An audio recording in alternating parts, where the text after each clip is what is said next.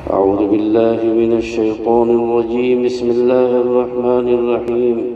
نحمده ونصلي على رسوله الكريم. معزز سامعین کرام، اللہ کی راہ بھی ہے کھلی، آثار و نشاں سب قائم ہیں اللہ کے بندوں نے، لیکن اس راہ پر چلنا چھوڑ دیا۔ زندگی اور زندہ رہنے سے متعلق وہ کون سی تفصیلات ہیں اور ادنا سے ادنا یعنی چھوٹی سے چھوٹی جزیات ہیں جو ہماری کتابوں میں موجود نہ ہو۔ قدم قدم پر چراغ شریعت کی رہنمائی ہے اور دستگیری موجود ہے۔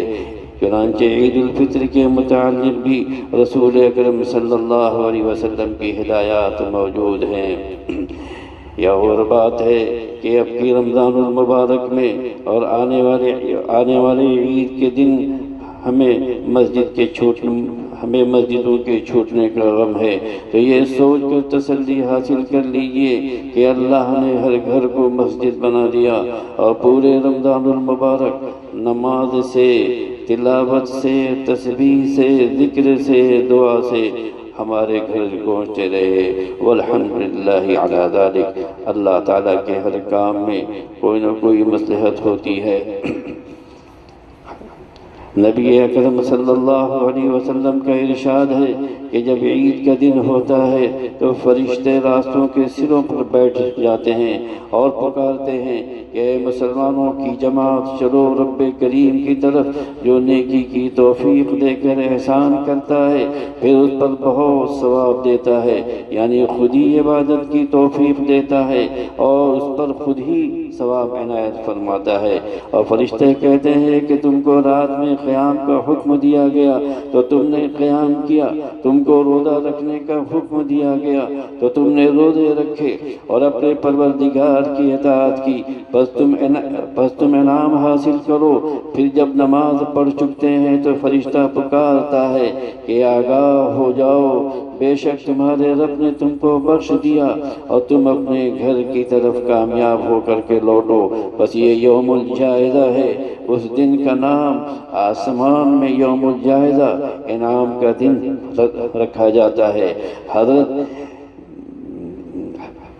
حضرت ابن عباس رضی اللہ عنہ سے روایت ہے کہ انہوں نے رسول اکرم صلی اللہ علیہ وسلم کو یہ ارشاد فرماتے ہوئے سنا کہ جنت کو رمضان شریف کے لیے خوشبوؤں کی دھونی دی جاتی ہے اور شروع سے آخر سال تک رمضان کی خاطر آراستہ کیا جاتا ہے، اور پھر جب رمضان المبارک کی پہلی رات ہوتی ہے تو عرش کے نیچے سے ایک ہوا چلتی ہے جس کا نام مسیرہ ہے، اس کے جھونکوں کی وجہ سے اس کو مسیرہ کہتے ہیں۔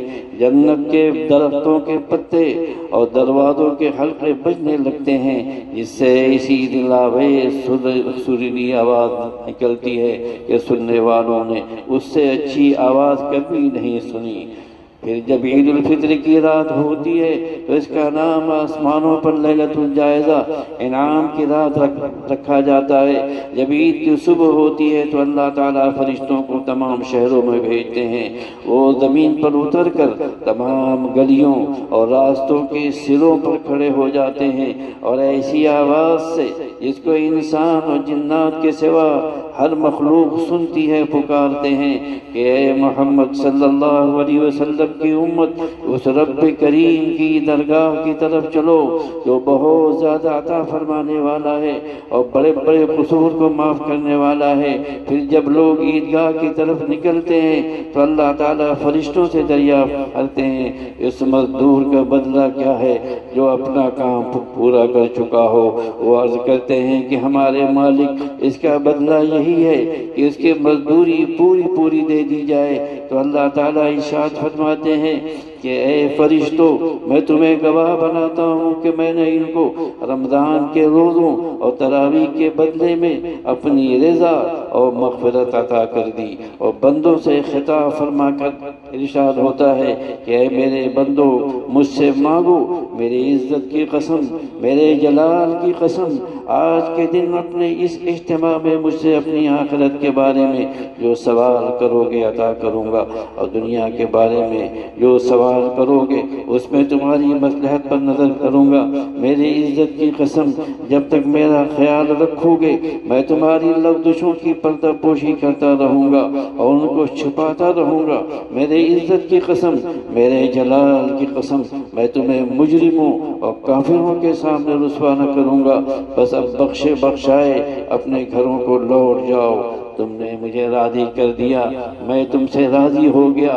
بس فرشتے اس اجر و ثواب کو جو اس امت کو عید الفطر کے دن ملتا ہے خوشیاں مناتے ہیں اور کھل جاتے ہیں۔ ان مذکورہ احادیث سے معلوم ہوا کہ عید اور شب عید دونوں ہی بہت ہی فضیلت و اہمیت کے حامل ہیں۔ یہ انعامات الہی کی وصولی اور خوشنودی حاصل ہونے کا مبارک دن ہے، مگر ہماری شامت اعمال یہ ہے کہ ہم ان مبارک شب و روز میں غلط قسم کے کاموں اور ہنگاموں میں ایسے منہمک ہو جاتے ہیں کہ اس دن بجائے اللہ تعالیٰ کی خوشنودی حاصل کرنے کے لیے اللہ تعالیٰ کی ناراضگی کو مول لیتے ہیں۔ آخر میں ہم عید کی ان سنتوں کو بیان کرتے ہیں جو رسول اکرم صلی اللہ علیہ وسلم سے منقول ہیں۔ عید کے دن 13 چیزیں مسنون ہیں۔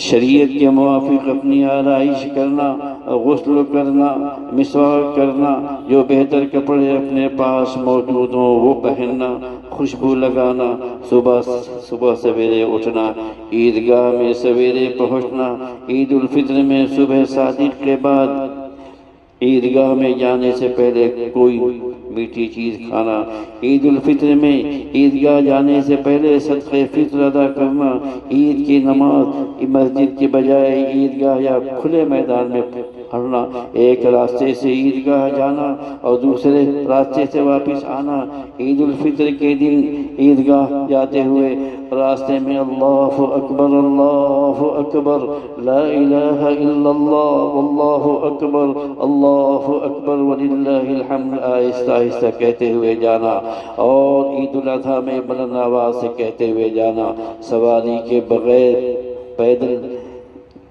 عیدگاہ میں جانا۔ اگر عیدگاہ زیادہ دور ہو یا کمزوری کے باعث عذر ہو تو سواری میں کوئی مضائقہ نہیں ہے۔ اللہ تعالی ہم سب کو رسول اکرم صلی اللہ علیہ وسلم کی ہدایات کی روشنی میں عید منانے کی توفیق عطا فرمائے، اور آپ سب حضرات کو بہت بہت عید مبارک ہو۔